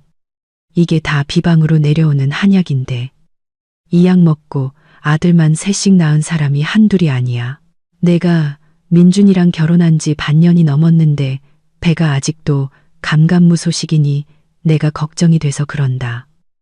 여자는 아무리 잘 나가도 아들 하나 못 낳으면 소용없는 거야. 시어머니는 제 얼굴에 탕약 그릇을 바싹 들이밀었습니다. 역한 냄새에 헛구역질이 나왔습니다. 저는 탕약 그릇을 살짝 밀어냈습니다. 아이 문제는 하늘이 주시는 거라고 생각해요. 그리고 저희 부부 나름대로 계획이 있으니 걱정 안 하셔도 돼요. 계획은 무슨, 너 우리 집안대를 끊을 셈이냐. 돈 버는데 정신 팔려서 애 낳기 싫은 거 아니야. 어서 마셔. 내가 네 생각해서 얼마나 정성 들여 다렸는데. 시어머니의 목소리가 점점 거칠어졌습니다. 민준 씨는 어머니가 화를 내자 저를 압박하기 시작했습니다. 수진아, 그냥 마셔. 엄마 성의를 봐서라도. 한약인데 뭐 별일 있겠어. 엄마가 우리 생각해서 그러시는 거잖아. 저는 실망스러운 눈으로 민준 씨를 쳐다봤습니다. 그는 그 탕약이 무엇인지, 몸에 해로운지 아닌지는 전혀 관심이 없었습니다. 오직 어머니를 기쁘게 하는 것만이 중요했죠. 마시고 싶으면 오빠가 마셔요. 저는 안 마신다고 분명히 말했어요. 저는 단호하게 자리에서 일어났습니다. 뭐? 네가 감히 내 말을 거역해. 시어머니가 테이블을 쳤습니다. 내가 분명히 말하는데 이 집 며느리가 된 이상 내 가장 중요한 의무는 아들을 낳는 거야. 만약 네가 애를 못 낳으면 나도 가만히 안 있을 거야. 민준이 새장가 보낼 테니 각오해. 저는 비웃었습니다. 마음대로 하세요. 세상이 어느 시대인데 아직도 그런 낡은 생각을 하고 계세요. 그리고 민준 씨, 당신 생각은 어때요? 민준 씨는 고개를 숙인 채 중얼거렸습니다. 엄마가 화나서 하시는 말씀이야. 신경 쓰지 마. 저는 탕약 그릇을 들고 부엌으로 가 모두가 보는 앞에서 싱크대에 쏟아부었습니다. 죄송하지만 제 건강은 제가 결정해요. 출처도 모르는 이런 약은 마실 수 없어요. 앞으로는 약 다리지 마세요. 돈 낭비, 시간 낭비일 뿐이니까요. 시어머니는 입을 떡 벌린 채 저를 쳐다봤습니다. 저의 강력한 반격은 그녀의 권위에 대한 정면 도전이었습니다. 그녀는 이 며느리가 생각처럼 만만치 않다는 것을 깨달았을 겁니다. 탕약 사건 일주일 후 시어머니는 또다시 돈 타령을 시작했습니다. 아침에 제가 출근 준비를 하고 있을 때 그녀가 현관에서 저를 막아섰습니다. 얘야, 50만 원만 더 다오. 왜요? 월 초에 식비로 200만 원 드렸잖아요. 아직 일주일밖에 안 지났는데요. 저는 놀라서 물었습니다. 시어머니는 깊은 한숨을 쉬며 고통스러운 표정을 지었습니다. 네가 장을 안 봐서 모르는구나. 요즘 물가가 미쳤어. 채소, 고기 할 것 없이 다 올랐어. 200만 원으로는 어림도 없지. 게다가 내 시아버지가 며칠 전부터 허리가 아프다고 해서 내가 홍삼이랑 보약을 좀 사다 드렸거든. 약값이 만만치 않아. 저는 부엌을 쳐다봤습니다. 식탁 위에는 식은 라면 한 그릇이 전부였습니다. 홍삼과 보약은커녕 시아버지는 마루에서 담배만 피우고 계셨습니다. 어머님, 식단은 평소랑 비슷한 것 같은데요. 그리고 아버님은 건강보험도 있으시고 제가 사드린 영양제도 있잖아요. 너는 꼭 그렇게 따져야 속이 시원하냐. 없다고 하면 없는 줄 알아. 돈 안 주면 우리 굶어 죽으라는 거냐. 시어머니는 막무가내로 나왔습니다. 저는 아침부터 기분을 망치고 싶지 않아 지갑에서 현금 30만 원을 꺼내 주었습니다. 일단 30만 원 드릴게요. 아껴서 써주세요. 이번 달 가게 매출도 별로 안 좋아서요.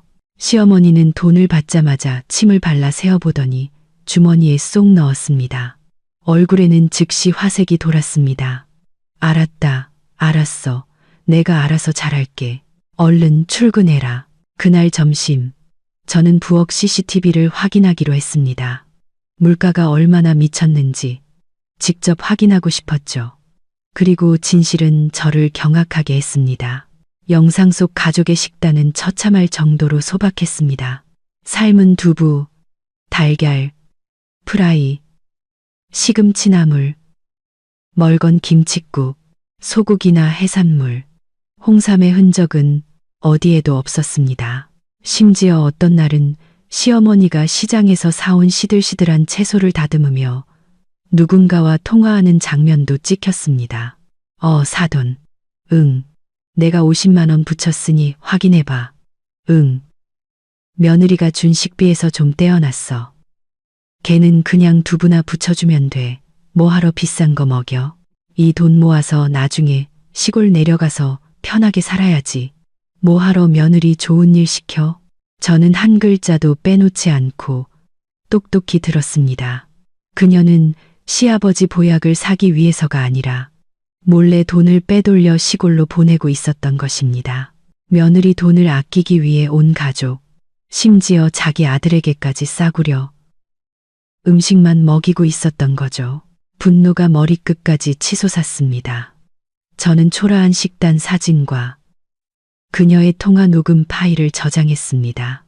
이것은 그녀의 거짓말과 탐욕을 증명하는 빼도 박도 못할 증거였습니다. 그날 저녁, 저는 돈 문제에 대해 아무 말도 하지 않았습니다. 시어머니가 차려준 퍽퍽한 두부조림으로 밥을 먹으며 오히려 칭찬까지 했습니다. 어머님, 이 두부 정말 맛있네요. 비싼 거죠? 시어머니는 의기양양하게 웃었습니다. 그럼 이거 국산 콩으로 만든 손두부야. 내가 단골이라 따로 빼달라고 해서 사온 거야. 저는 그녀의 가식적인 미소를 보며 속으로 생각했습니다. 마음껏 웃어두세요. 제가 증거를 꺼냈을 때도 웃을 수 있을지 보죠. 이 막장 드라마의 끝이 다가오고 있었습니다. 그리고 커튼을 내리는 것은 바로 저일 것입니다. 그 비싼 두부조림, 저녁 식사 후에 저는 민준 씨를 침실로 불렀습니다.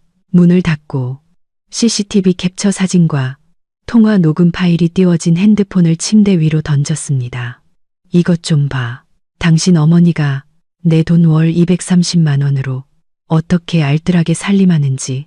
제 목소리에는 분노 대신 경멸만이 남아 있었습니다. 민준 씨는 핸드폰을 들고 사진을 넘겨보았습니다. 그의 얼굴은 당혹감에서 혼란으로 인해 수치심으로 붉게 물들었습니다. 그는 어머니가 친척에게 돈을 빼돌린 것을 자랑하는 녹음 파일을 들었습니다. 한마디 한마디가 그의 남은 자존심을 후려치는 채찍 같았습니다. 수진아, 이건. 민준 씨는 제 눈을 마주치지 못하고 우물쭈물했습니다. 설마 몰랐다고 하진 않겠지? 당신도 매일 같은 밥상에서 밥 먹었잖아. 밥상에 두부랑 달걀만 올라오는 거 보면서 내가 준 돈이 다 어디로 갔는지 궁금하지도 않았어?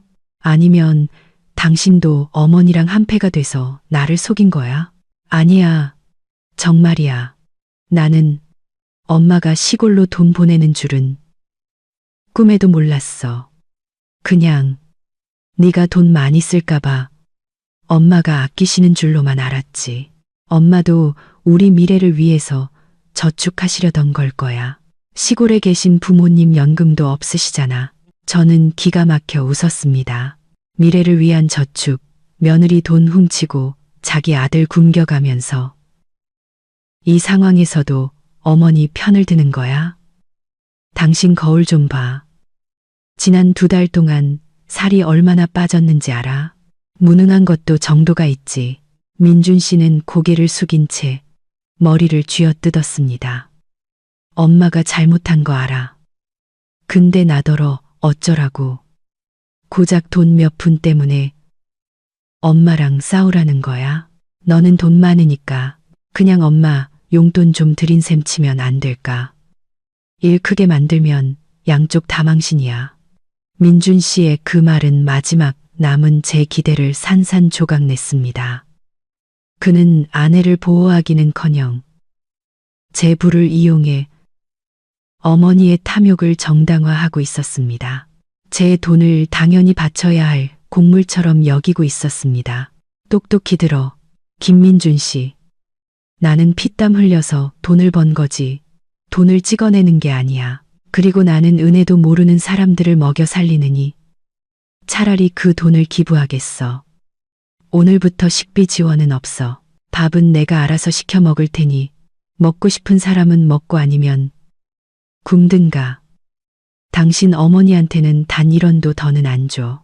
저는 핸드폰을 낚아채 욕실로 들어가 버렸습니다. 민준 씨는 무력하고 비겁하게 그 자리에 서 있을 뿐이었습니다. 그 순간 저는 이 남자에 대한 모든 희망을 버렸습니다. 그는 평온한 항구가 아니라 제가 하루빨리 내려놓아야 할 무거운 짐이었습니다. 제가 식비 지원을 끊자 집안 분위기는 칼로 벨 수 있을 만큼 냉랭해졌습니다. 시어머니는 분을 사귀지 못해 온 집안을 쿵쾅거리며 돌아다녔지만 증거가 명백하니 대놓고 돈을 요구하지는 못했습니다. 대신 그녀는 불쌍한 척하는 작전으로 바꿨습니다. 매 끼니마다 멀건 나물국에 밥을 말아 먹으며 며느리의 불효를 한탄했죠. 저는 무시했습니다. 매 끼니마다 맛있는 배달 음식을 시켜 민준 씨와 먹었습니다. 시부모님이 자존심 때문에 먹지 않으면 남은 음식은 미련 없이 버렸습니다. 절대 양보하지 않았습니다. 이 냉전 기간 동안 저는 모든 사건을 다시 되짚어보기 시작했습니다.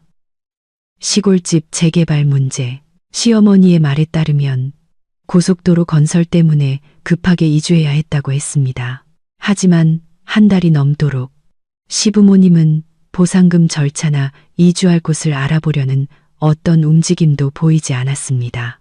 그저 태평하게 낮에는 TV를 보고 저녁에는 공원을 산책할 뿐 집을 잃을 사람의 불안감은 전혀 찾아볼 수 없었습니다. 어느 날 오후 저는 사무실에서 시댁이 있는 지역의 개발 계획을 검색해 봤습니다. 그 지역을 지나는 고속도로 건설 계획에 대한 공시는 어디에도 없었습니다. 의심이 확신으로 바뀌기 시작했습니다.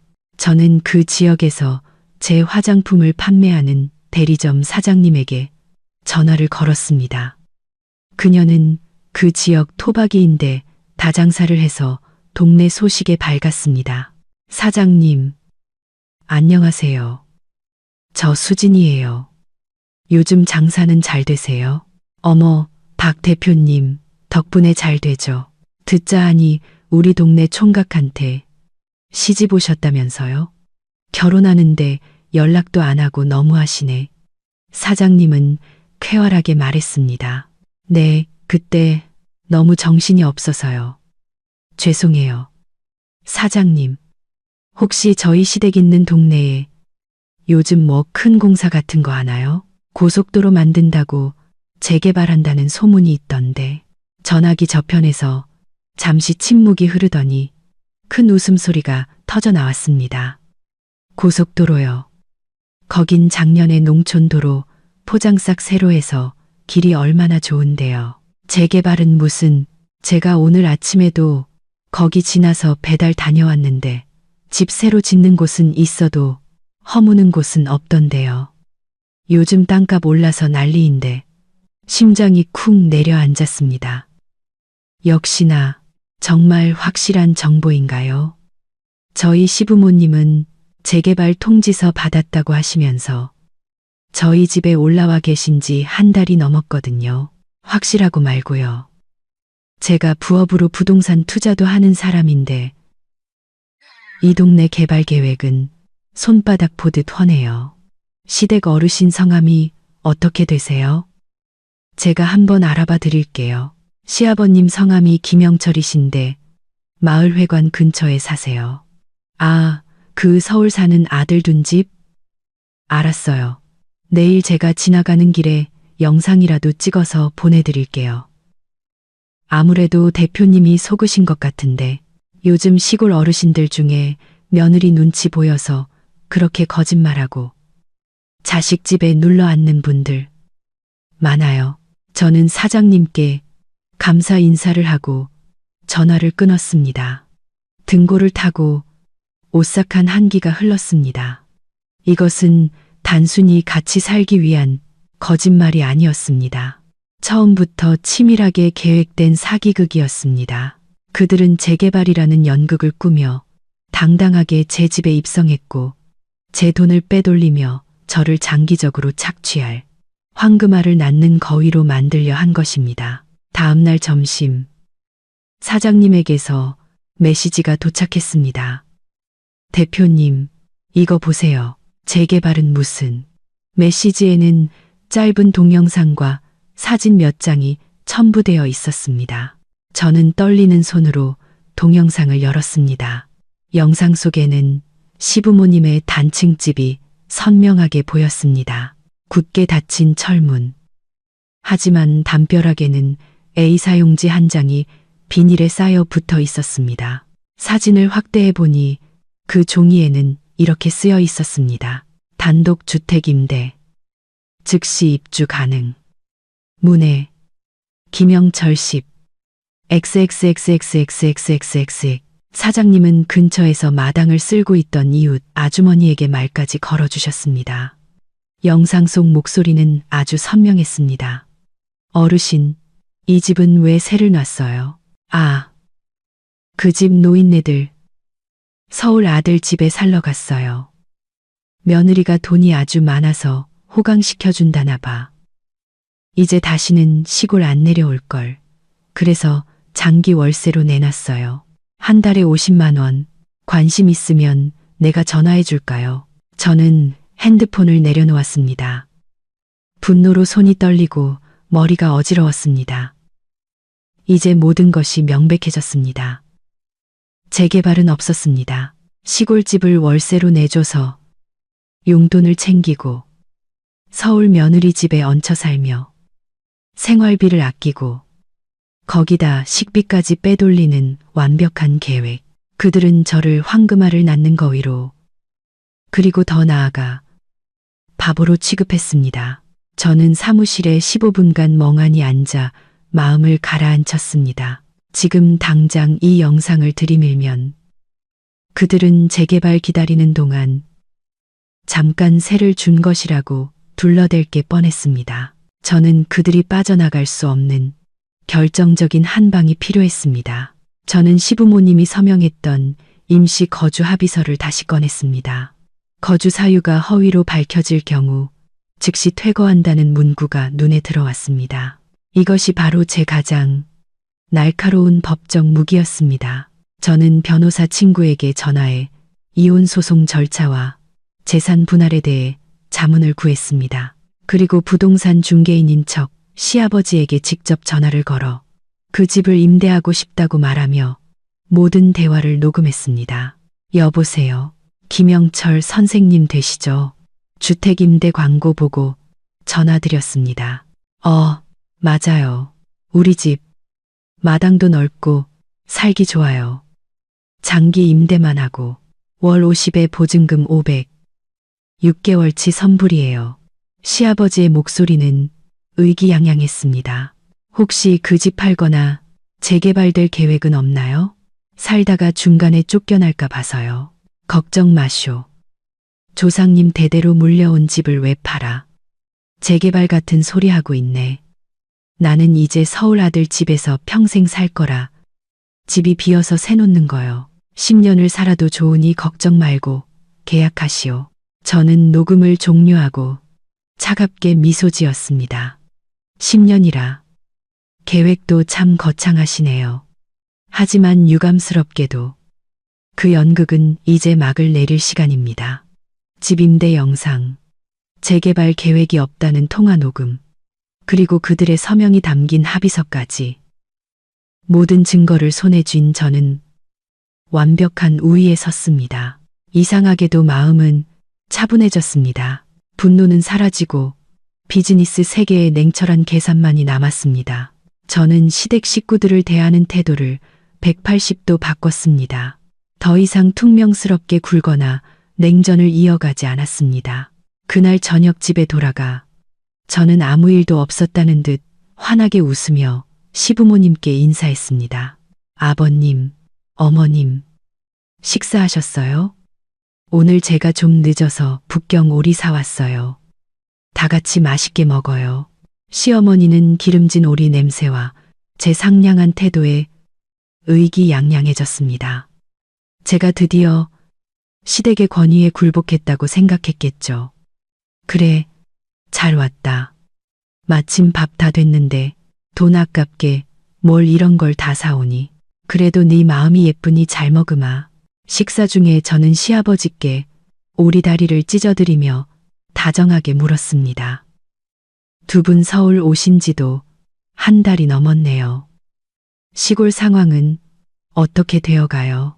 보상금 공지는 나왔어요?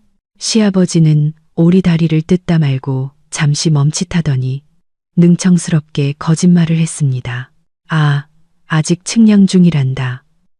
공무원들 일 처리가 느려서 몇 달은 더 걸릴 것 같아. 그래도 보상금은 꽤 나온다더라. 우리 집이 길가에 있어서 수억 원은 받을 것 같아. 저는 순진한 표정으로 고개를 끄덕였습니다. 와, 그럼 정말 좋겠네요. 그럼 언제쯤 내려가서 서류 처리하실 거예요? 집을 계속 비워두면 도둑이라도 들까봐 걱정돼서요. 시어머니가 끼어들었습니다. 시골은 안전해서 괜찮아. 이웃집에 잘 봐달라고 부탁해놨어. 돈 받으러 오라고 연락 오면 그때 잠깐 다녀오면 돼. 너는 걱정 말고 우리가 여기서 밥 해주고 살림 도와줄 테니 나중에 보상금 받으면 너 가게 확장하라고 좀 보태줄게. 정말요. 감사합니다, 어머님. 저는 눈웃음을 쳤습니다. 이번 주말에 제가 시간이 되는데 차로 두 분 모시고 시골집에 한번 다녀올까요? 저도 그 동네 땅이 어떤지 구경 좀 하고요. 제가 시골에 가자고 하자 시부모님의 얼굴이 굳어졌습니다. 시어머니는 손사래를 쳤습니다. 아니다. 너 일주일 내내 힘들었는데 주말에는 쉬어야지. 길도 멀고 먼지 나는데 뭐 하러 가니? 그리고 지금 동네 도로 공사 중이라 내 차 못 들어가. 그래, 못 들어가. 시아버지도 거들었습니다. 그냥 여기 있어. 필요하면 우리가 알아서 다녀올게. 저는 그들의 얼굴에 스치는 불안함과 두려움을 놓치지 않았습니다. 거짓말이 들통날까봐 전전긍긍하는 모습이었습니다. 저는 그들을 조금 더 희망의 꼭대기로 올려놓았다가 한 번에 밀어버리고 싶었습니다. 네, 그럼 두 분 말씀대로 할게요. 대신 이번 주말에 제가 집에서 해산물 파티를 열려고요. 제 친한 친구 몇 명 초대해서요. 두 분도 멋지게 차려입으세요. 제 친구들한테 아버님, 어머님 소개하고 싶어서요. 다들 사회적으로 성공한 사람들이에요. 파티, 성공한 사람들이라는 말에 시어머니의 눈이 반짝였습니다. 그녀는 남들 앞에서 과시하고 으스대는 것을 가장 좋아했으니까요. 그녀는 그 파티가 제가 그들의 인생에서 가장 화려한 마지막을 위해 준비한 작별 파티라는 것을 꿈에도 몰랐습니다. 주말 아침, 저는 새벽같이 수산시장으로 향했습니다. 시어머니가 생각하는 나물거리가 아닌 가장 비싼 식재료들을 사기 위해서였습니다. 저는 한 마리의 사케지에 육박하는 거대한 킹크랩, 두 마리와 랍스터, 그리고 온갖 최고급 해산물을 주문했습니다. 파티 준비 비용으로만 200만 원 가까이 썼습니다. 시어머니는 스티로폼 박스 안에서 꿈틀거리는 살아있는 해산물을 보고 눈이 휘둥그레졌습니다. 이거 사는데 쓴 돈이면 시골에서 쌀이 몇 가마니야. 저는 웃었습니다. 킹크랩이에요, 어머님. 킬로그램당 수십만 원에요. 오늘 제가 특별한 날을 기념해서 두 분께 제대로 한턱 쏘는 거예요. 제가 주방에서 요리를 하는 동안 시어머니는 돕는 척하며 주변을 맴돌았습니다. 그녀는 아직 익지도 않은 킹크랩 다리를 집어들고 맛을 보려 해 저는 웃음을 참아야 했습니다. 저녁이 되자 손님들이 도착했습니다. 저는 가장 친한 친구 2명만 초대했습니다. 한 명은 변호사, 다른 한 명은 기자였습니다. 둘 다 풍채가 좋고 위험 있어 보였습니다. 저는 그들을 제 회사의 중요한 비즈니스 파트너라고 소개했고 시부모님은 그들을 더욱 깍듯이 대했습니다. 거실에는 화려한 만찬이 차려졌습니다. 붉게 익은 킹크랩과 치즈를 올린 랍스터 구이가 코를 자극했습니다. 시아버지는 신이 나서 양주를 따르며 제 친구들에게 능력 있고 효심 깊은 며느리 자랑을 늘어놓았습니다. 두 분 보시오. 우리 며느리가 이 동네에서 제일 똑부러지고 살림도 잘해요. 우리가 올라와 있으니 뭐 하나 부족한 것 없이 챙겨준다오. 곧 시골 땅 보상금 받으면 그것도 다 얘네 부부 사업 자금으로 줄 생각이오. 저는 식탁 상석에 앉아 와인을 한 모금 마시며 시아버지의 서툰 연기를 지켜봤습니다. 제 변호사 친구인 준석 씨가 제게 윙크를 하더니 잔을 들었습니다. 정말 축하드립니다. 아버님, 요즘 그 동네 땅값 많이 올랐다던데 보상금도 수십억 원은 받으시겠네요. 혹시 토지 수용 결정서는 받으셨나요?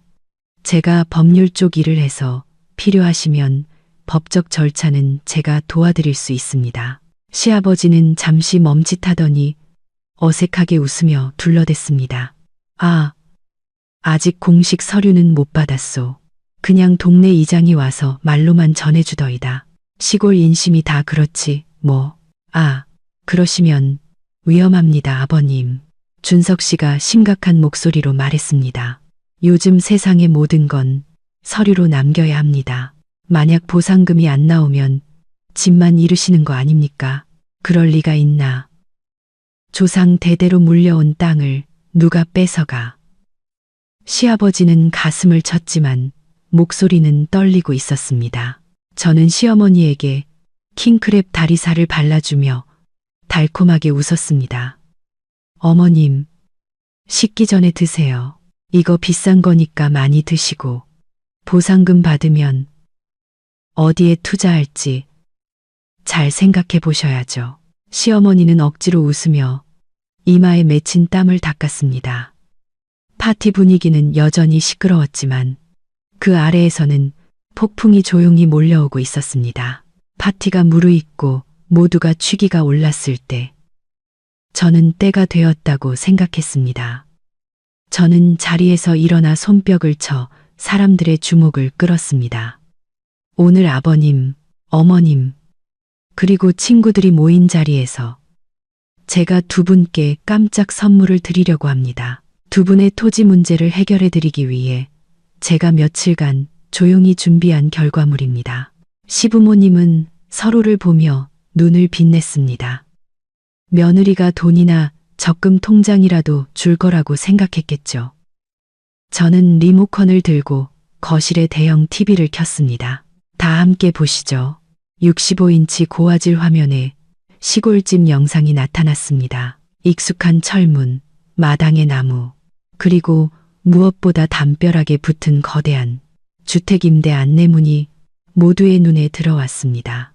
순간 방 안은 숨소리조차 들리지 않을 만큼 조용해졌습니다. 시아버지는 입에 물고 있던 이쑤시개를 바닥에 떨어뜨렸고 시어머니는 핏기 없는 얼굴로 손을 벌벌 떨었습니다.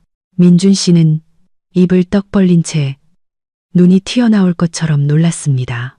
이어서 저는 제가 세입자인 척 시아버지와 통화했던 녹음 파일을 틀었습니다. 걱정 마쇼. 조상님 대대로 물려온 집을 무슨 재개발이야. 나는 이제 서울 아들집에서 평생 살 거요. 시아버지의 우렁찬 목소리가 거실에 울려 퍼졌습니다. 녹음이 끝나자 저는 TV를 끄고 얼음장처럼 차가운 눈으로 시부모님을 돌아봤습니다. 재개발 당한다던 집을 어떻게 새를 놓으셨어요? 어머님, 어떤 공무원이 그렇게 구두로 통보를 하던가요? 설명 좀 해주시죠. 시아버지는 얼굴이 터질 듯 붉어져 아무 말도 못했습니다. 시어머니는 어쩔 줄 몰라 하며 주변을 두리번거렸지만 도망갈 곳은 없었습니다. 제 친구 준석 씨가 무겁게 입을 열었습니다. 증거로 보아 토지 수용 결정은 없었던 것으로 보입니다. 이는 명백한 기망 행위입니다. 그제야 정신을 차린 시어머니는 더 이상 발뺌할 수 없다는 것을 깨닫고 민준 씨에게 애원하는 눈빛을 보냈지만 그는 충격으로 얼어붙어 있었습니다. 수진아, 내 말 좀 들어보렴. 더 이상 들을 필요 없어요. 진실은 명백하니까요. 두 분은 저를 속이고 제 집에 들어와 기생하며 제 돈을 빼돌리고 물건까지 훔쳤어요. 저를 뭘로 보신 거예요? 마르지 않는 현금 인출기. 저는 임시 거주 합의서를 테이블 위로 던졌습니다. 이것 보세요. 두 분의 서명이 아직도 선명하네요. 거주 사유가 허위일 경우 즉시 퇴거한다. 기억하시죠? 궁지에 몰린 시어머니는 갑자기 본색을 드러냈습니다. 순박한 시골 노인 코스프레는 찢겨나가고 막무가내 억지만 남았습니다. 그녀는 바닥에 드러누워 발버둥치며 소리쳤습니다. 아이고, 며느리가 시부모 잡네. 집에 CCTV 달고 녹음해서 함정을 팠어. 내가 아들을 어떻게 키웠는데 마누라가 부모 욕보이는 걸 보고만 있게 만들어. 시아버지도 아내가 소리치자 식탁을 뒤엎었습니다. 그릇 깨지는 소리가 요란하게 울렸습니다. 잘났다, 이년아. 이 집은 내 아들 집이야. 내가 있겠다는데 네가 뭔데 나가라 말아야. 내가 여기서 버티면 네가 어쩔 건데. 그가 제게 달려들려 하자 준석 씨가 제 앞을 막아섰습니다. 진정하십시오, 아버님. 폭력을 사용하시면 바로 경찰에 신고하겠습니다. 주거침입 및 폭행은 가벼운 죄가 아닙니다. 민준 씨가 그제야 정신을 차리고 아버지 다리를 붙잡고 애원했습니다. 아버지, 제발 그만하세요. 저는 그 혼돈의 현장을 차갑게 바라봤습니다. 이 가족에게는 이제 신물이 났습니다. 김영철 씨, 이말숙 씨, 이 집은 제 명의의 집입니다. 혼전 계약서에도 명시된 제 개인 재산이고요. 두 분은 여기 있을 권리가 없습니다. 저는 두 분께 예의를 갖출 기회를 드렸지만 두 분은 사기를 택했습니다. 그러니 저를 원망하지 마세요. 시어머니는 드러눕는 것이 통하지 않자 일어나 제게 온갖 시장 바닥 욕설을 퍼붓기 시작했습니다. 하지만 저는 팔짱을 낀 채 절망에 빠져 발악하는 짐승을 보듯 그녀를 쳐다봤습니다. 욕 다 하셨어요? 그럼 이제 짐 싸서 나가세요. 저는 멍하니 서 있는 민준 씨를 돌아봤습니다. 이제 그의 선택만이 남았습니다. 김민준 씨, 선택지는 두 가지야. 첫째, 당신 부모님 모시고 당장 이 집에서 나가. 그리고 나서 우리 관계를 다시 얘기하든가. 둘째, 당신도 그들과 함께 짐 싸서 나가. 이혼 서류는 이미 준비해뒀어. 저는 서류철에서 이혼 서류를 꺼내 테이블 위에 올려놓았습니다. 민준 씨는 서류를 보고 얼굴이 하얗게 질렸습니다. 그는 제가 말뿐이 아니라는 것을 알았습니다. 그는 포악하게 날뛰는 부모님과 얼음처럼 차가운 저를 번갈아 보았습니다. 저를 잃으면 안락한 생활과 번듯한 집, 모든 것을 잃게 된다는 것을 깨달았겠죠. 아버지, 어머니, 제발. 민준 씨가 떨리는 목소리로 말했습니다. 그냥 시골로 내려가세요. 이번 일은 두 분이 잘못하셨어요. 시어머니가 아들을 믿을 수 없다는 듯 쳐다봤습니다. 뭐? 내가 지금 애미애비를 쫓아내는 거냐? 전현 때문에 두 분은 시골에 집이 있잖아요. 저랑 수진 씨를 속이셨잖아요. 이제 다 들통났는데 여기서 뭘 더 어쩌시겠다는 거예요. 제발 가세요. 민준 씨가 눈물을 흘리며 소리쳤습니다. 그것은 제가 처음 보는 그가 부모님께 소리치는 모습이었습니다. 하지만 안타깝게도 그것은 성장의 외침이 아닌 비겁함의 절규였습니다. 시아버지는 아들마저 등을 돌리자 더는 버틸 수 없다는 것을 깨닫고 바닥에 침을 뱉었습니다. 좋다. 가주마. 이 더러운 집구석에 더는 안 있어. 인연이나 저놈이나 다 똑같아. 오늘부터 너희랑은 끝이다. 그는 울고 있는 아내의 손을 잡아 끌었습니다. 두 사람은 허둥지둥 옷가지와 짐을 챙겼습니다. 처음 왔을 때의 그 당당함은 온데간데 없고 천국에서 쫓겨나는 패배자의 모습으로 초라하게 현관을 나섰습니다. 문이 닫히자 집 안에는 정적이 흘렀습니다. 민준 씨는 바닥에 주저앉아 얼굴을 감싸고 울었습니다. 저는 그를 보며 어떤 동정심도 느끼지 못했습니다. 당신도 짐싸. 제 목소리는 깃털처럼 가벼웠습니다. 민준 씨가 놀라 저를 쳐다봤습니다. 뭐라고? 나 부모님 보내고 당신을 선택했잖아. 당신은 가난해지는 게 두려워서 나를 선택한 거지. 나를 사랑해서가 아니야. 나는 당신처럼 섣대없고 비겁한 허수아비 남편은 필요 없어. 당신과 사느니 차라리 혼자가 낫겠어. 수진아, 제발. 너무 잔인하게 굴지 마. 1시간 줄게. 그 안에 짐 싸서 나가. 그러지 않으면 현관 비밀번호 바꿀 거야. 경비원 손에 끌려 나가고 싶지 않으면 알아서 해. 저는 침실로 들어가 문을 닫았습니다.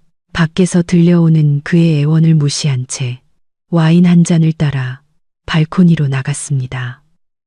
도시의 야경이 눈부시게 펼쳐져 있었습니다. 마침내 막장 드라마는 끝났고 무대는 깨끗해졌습니다. 저는 와인을 한 모금 마셨습니다. 씁쓸하면서도 달콤한 맛이 혀끝에 맴돌았습니다. 내일이면 저는 이 집에 남은 더러운 흔적들을 모두 지워버릴 것입니다. 그 어느 때보다 자유롭고 당당하고 눈부시게 빛나는 모습으로 이제 제 인생의 감독은 오직 저 자신뿐입니다. 지금까지 제 이야기를 들어주셔서 진심으로 감사합니다. 다음 영상에서 다시 뵙겠습니다.